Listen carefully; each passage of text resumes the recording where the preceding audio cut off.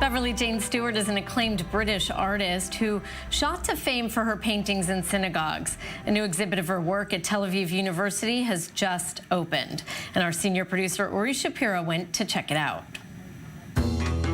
For Jews around the world, this may look like a daily ritual, praying at the synagogue, practicing their faith, and meeting members of the community.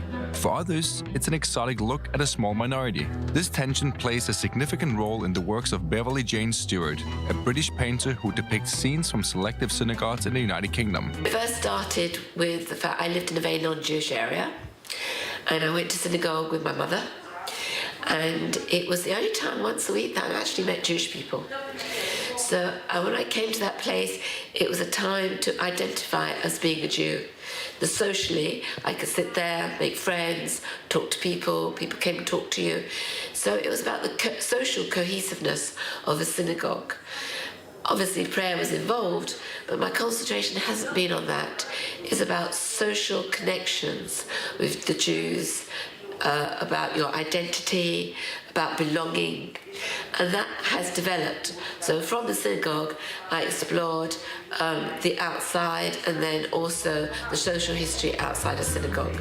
Beverley has researched the topic for a long time and tried to find not just the most aesthetic structures, but also Jewish prayer houses, with an interesting story behind them. Some of the synagogues she illustrated no longer exist. Sometimes you get a notification that this synagogue's under threat, so you go up there and you look at the synagogue, you interview the people, you look in the archives, the library, to find out about the history of the Jews, find out why did they choose this particular area, what was the attraction. When this community has left, for various reasons, it leaves often because the children go to university and they don't return. Then you look about what legacy the Jews have left. You know, people don't realise how much communities put into their area. In recent years, we've seen a worrying rise in the number of anti-Semitic events around the globe, and Britain is no exception.